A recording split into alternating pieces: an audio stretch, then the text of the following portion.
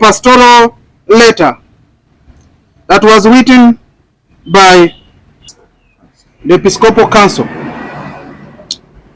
I do not know whether you have had a chance to look at this letter, but the letter precisely summarizes the state in which our country is in. It brings out the state where we have been and where we are going. So as Democratic Party, we welcome the pastoral letter of the Uganda's Catholic bishops. Now, in that letter, there are basically 7 issues that are highlighted. The first one is the danger of instability. The letter is addressing that if we don't do something as leaders of this country, we are headed for an instability. And that would be very, very unfortunate. When you look at leaders from political parties not agreeing to talk to each other, or if they talk to each other, then that could be by circumstances. Just a few days ago, I saw a photograph of Honorable Sentamu and Honorable Mpuga sitting together. I think they were sitting together by circumstances. But if we have a country where leaders cannot sit down and reason together to plan for the country, then probably there would be an instability. And I want to agree with the contents of this letter. The second issue is economic inequality. Economic inequality, this is manifested by the gap that is between the rich and the poor. This gap continues to increase. I want to tell you, ladies and gentlemen, that we have those that work in government that do not bank their money, that do not put their money in the banks.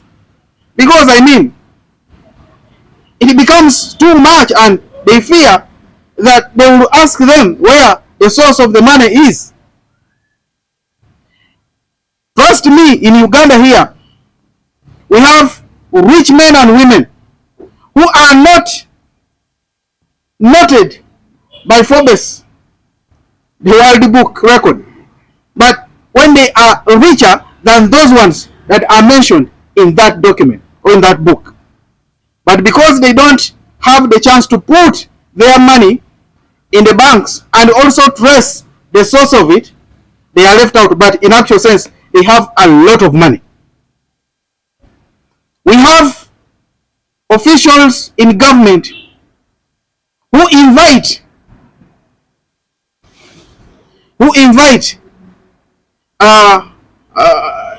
these people that deal with insects to go and fumigate the money in their offices, I mean in their rooms where they have kept the money. Now, this is the country that we are living in. We can't bury our heads in the sand like ostriches and say everything is good. No. The truth of the matter is, we need to have a conversation. We need to find a solution that shall realign our country back to the track. The other issue is corruption. This is juxtaposed with what I have just talked about. The letter highlights now corruption. Corruption is a vice that we must deal with. And if we don't deal with corruption, definitely our country is headed for doom. Sectarianism. This is a sin. So, as a country, we need to sit down and deal with these issues that were highlighted. In fact, we are lucky that this is coming from a religious leader. This is coming from religious leaders. Now, when religious leaders guide, we believe they are not partisan. They look at us as citizens of the country. They don't look at us in the divides of political lines. Now they have spoken. It is now our duty as leaders, at whatever level, to conglomerate ourselves together and have a conversation. The political violence is yet another issue. And the injustice. We have seen rich men, because they are connected, grab the land of others, take the properties of others, because they are connected. Now, as a country, that is the state in which we are. And I wish to agree with the contents of this letter. Now, what is the solution? Democratic Party is solution oriented. We already started on it, and we've been advocating for this for over 70 years. Democratic Party is a political party that will never fail to talk to those we disagree with. History can show that. And even now, as we speak, we talk to various members from various political parties. We talk to members with whom we do not share the same opinion or political view. For us, we believe it is okay.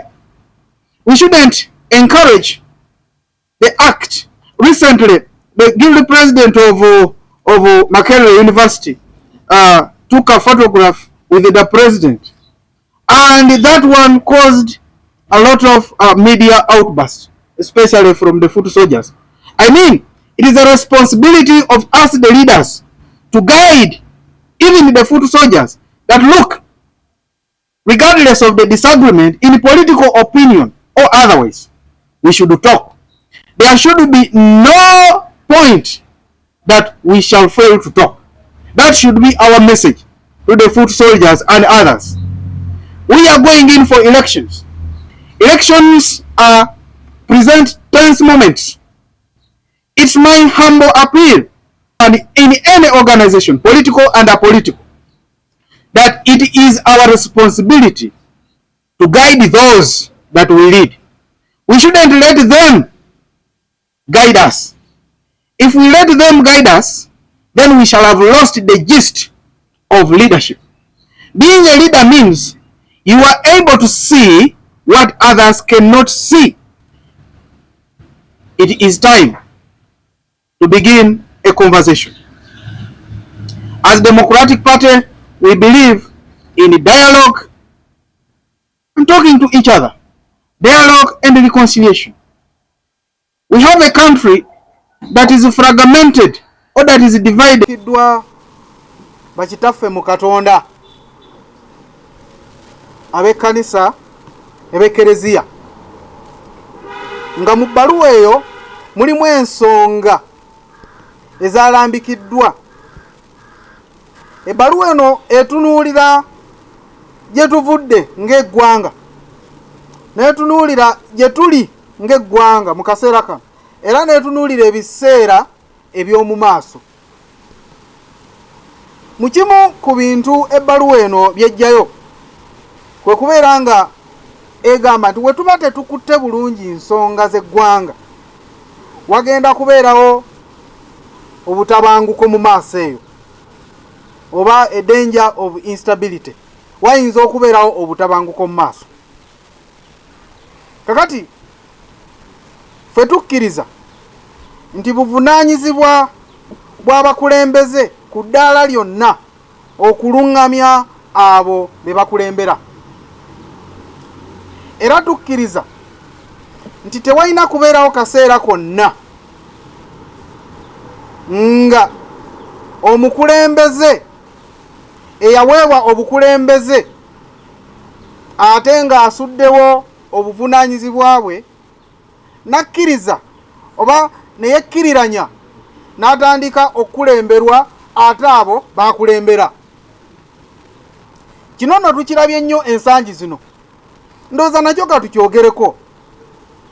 Wabeerawo ensonga, abaana ne bagenda ku social media ne balumba, bakuyita kulumba, ne balumba ne bamwisaamu eggaali, pressure neeyongera, omukulembeze okukakana nga kakkanye.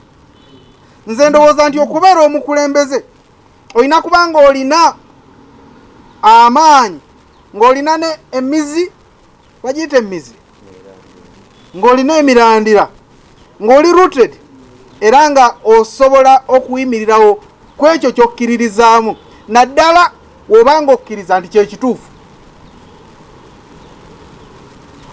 Omwogezi omu yagamba nti w'obanga oyogera kituufu olina kubanga oli mwetegefu okuyimirira wekka kubanga abantu tebaagala kituufu ebiseera ebisinga. Nabwe kityo ke kano akaseera nga tusinziira mwene ebbaluwa eyawandikiddwa ku lwa Democratic Party tuyise omulanga eri abo abakulembeze. Tetufaayo oba oli mukulembeze wa kibiina kya byabufuzi, oba oli mukulembeze mu kkanisa, oba oli mukulembeze mu ttiimu y'omupiira, naye ng'oli ku ddaala ery'obukulembeze. Ke kaseera tutandike okubeera nga tulungamya abantu baffe mu mbeera ennungi. Tubeera tutya naye nga tulina abantu abataagala kubeera nga boogerezeganya naye ate nga bakulembeze. I think this is very unfortunate. Tubeera tutya mu ggwanga nga fuutu soja asobola okubeera gy'abeera naye n'akola opinion ku butya eggwanga bwe ligenda okuddukanyizibwa. Kati nno ekyo fuutu soja yandikikoze kubanga fuutu soja alina avenue wasobola okukikolera ng'alonda omuntu ye gwakkiriza nti agenda kukola ki. Naye olwedde olonze omuntu, by the way abantu balina okukitegeera nti mu by'okulonda obanga ogenda kulonda obuyinza oba obulina gw'omulonzi, naye bw'obanga omaliriza okulonda obuyinza oba obuwaddeyo eri oyo gw'olonze era aba asobola okusalirawo. Nabwe kityo kirungi nnyo abantu baffe bano tubeere nga tusooka kubakuba mu ttooki, si kulonda lwakuba bagambye awali ambuleera tiikinga. Sooka obakube mu ttooki kubanga ogenda kumuwa obuyinza akukolere decision. Bwe tutakikola ekyo tugenda kweyongeranga okubeera nga tuwoloma eno wansi olw'okubanga abantu be twabalonda nga tulowooza nti oba oliawo bagenda kukola ekyo kye tubasuubiramu naye ate ne bakola ekirala lwakubanga we did not scrutinize them, tetwabateeka ku minzaani. So abakulembeze ku ddaala lyonna bannange tulungamye eggwanga kubanga bwe tutakikola ekyo twolekedde akatyabaga. Buvunaanyizibwa bwaffe ng'abakulembeze okukola ekyo kyonna kye tusobola okulaba nga eggwanga lyaffe terituuka mu mbeera eno ebbaluwa yeyogerako. Economic inequality oba obutali bwenkanya mu byenfuna. Mu ggwanga muno tulinamu ababede oba abanene nga balina ensimbi mpitirivu nnyo, ate ne tubeeramu n'abo abaavu nga tebalina ssente. Kwegamba gaapu eri wakati w'omugagga n'omwavu yeeyongera kweyongera. Kiki kye tulina okukola? Ffe nga Democratic Party tuli ekibiina ekiri solution oriented. Tulowooza nti tusooke tukwasaganye obuli bw'enguzi. Obuli bw'enguzi we tuba tetubukwasaganyizza tugenda kusigala nga tulina abagaggafuge nga basinga n'abo aboogerwako mu bitabo bya Forbes, kitabo kya Forbes nti be basinga obugagga mu nsi, naye nga olw'okubanga ssente zaabwe tezirina source, ssente wabbanzibe. Kati eri mu Forbes bateekayo omugagga ne ssente ze ng'alina ne source ne bagiteekawo. Naye kati gwe oli mubbi, ssente obyenzibe naye ate ng'olina ssente mpitirivu nnyo ng'ozitadde mu nnyumba yo, buli Sande ofuna omwana n'agenda n'azifuuwira. Ina mukwano gwange yaŋŋamba kamanyumizeeyo, yaŋŋamba baamutwala okufuuwira ssente, baamuleetera akalimu nti nina akalimu naye n'akakola ti kalimu ki? Ti akalimu kano kalimu conditions condition yesooka tukusiba akawero akaddugavu ku maaso ne tukuyingiza emmotoka ne tukuvuga ne tukutwala gy'otamanyi. Ekyo kimu. Ekyokubiri, tolina kwogerako kino, tolina kukyogerako. Agamba ompa ssente mmeka, ne boogerezeganya ssente, ne bamukwata ne bamuteeka mu mmotoka ne bamuvuga ne bamutwala, agenda okulaba ali mu sitowa ya ssente. Ngaga ati fuuwira ssebo, teweebuuza. Atandika ofuuwira, akola omulimu gwe, n'akola ki? N'avaayo. Mu ggwanga tulinamu embeera bw'ekyo. Ekyo kiba kitegeeza nti tetusobola kukulaakulana, tetusobola kukavaringa gaapu eno nga tulina abantu abalina ssente bwe zityo. Wagenda kubeerawo money laundering, wagenda kubeerawo inflation. Ekyo kigenda kutegeeza nti gaapu eno okugikavaringa kigenda kubeera kizibu. Ensonga endala eddirira esembayo y'ensonga ya buli bwenguzi njogeddeko, obutabanguko mu byobufuzi wa political violence. Now, political violence eno ebiseera ebisinga obungi ejja olw'abakulembeze okulemererwa okubeera nga balungamya abagoberezi baabwe. Weewaawo ekisaawe kye tulimu tetusobola kugamba nti waliwo obwenkanya. Ekisaawe kye tulimu tetusobola kugamba nti waliwo ki? Waliwo obwenkanya. Naye wadde mu mbeera bweti, nze ndowooza nti tetulemangako ng'abakulembeze okubeera n'akaseera konna we tunaalemererwa okwogerezeganya ng'abakulembeze. We tutakikola ekyo tetugenda kufuna solution. So abakulembeze bonna gye bali, ab'ebibiina byonna, mbasaba nti ke kaseera tutandike okutwala ensonga y'okwogerezeganya nga nkulu nnyo, kubanga ekyo kyokka kye tusigazza okulaba nga tukyusa eggwanga lyaffe. Tetusobola kugenda mu nsiko nti tugende tulwane, ensiko nazo zaggwawo. Tetusobola kukozesa butabanguko kuleeta nkyukakyuka. Obulamu bw'abantu tubuvalyuwinga. Obutabanguko buli bwe bubeerawo abantu bangi nnyo bafa. Nabwe kityo ffe ng'ekibiina kya DP tudda ku mulamwa ku nnono yaffe ey'okubeera nga twogerezeganya. Kuva dda ekibiina kya DP kyogerezeganya n'abo be kitakkaanya nabo, kubanga tulowooza nti okwogerezeganya kye kirungi. Kambawo ekyokulabirako, senga waliwo okwogerezeganya wakati wa Dr. Obote ne Ssekabaka, abantu tebandifudde. Oba oliawo n'ekizibu kye tulimu essaawa zino tekyandibaddewo, kubanga ebizibu ebisinga obungi bisiteminga crisis eyo yaliwo.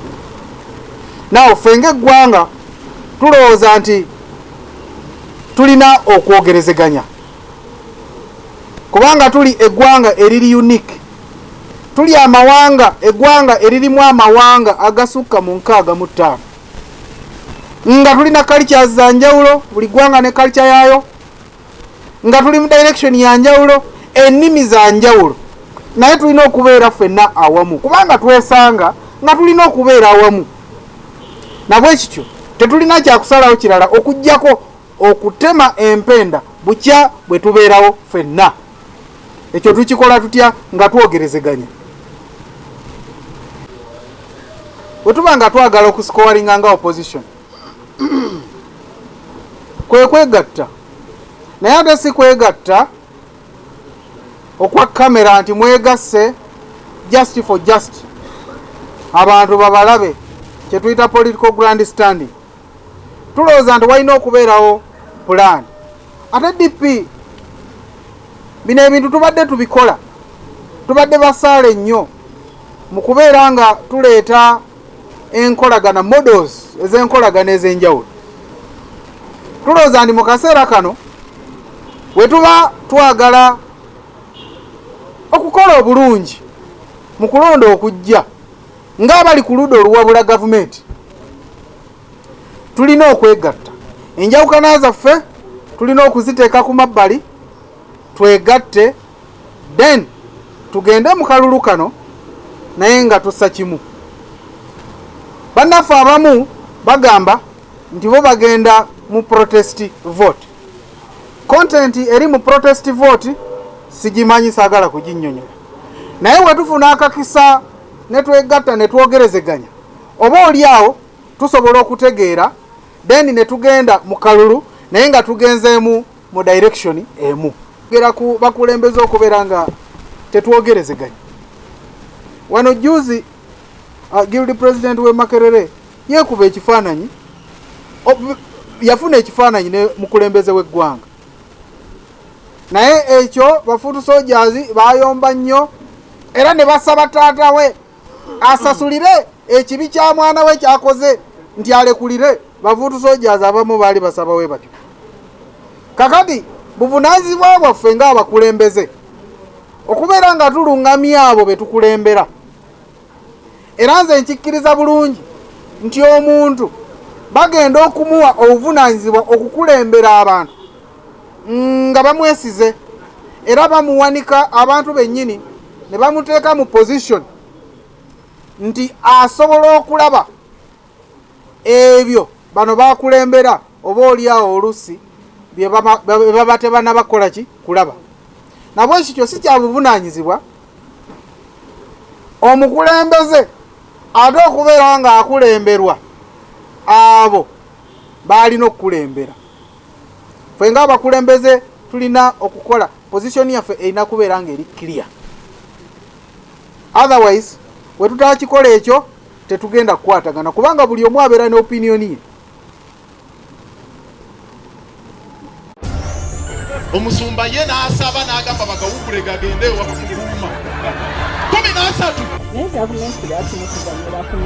era mbyagalira ddala pulezidenti wange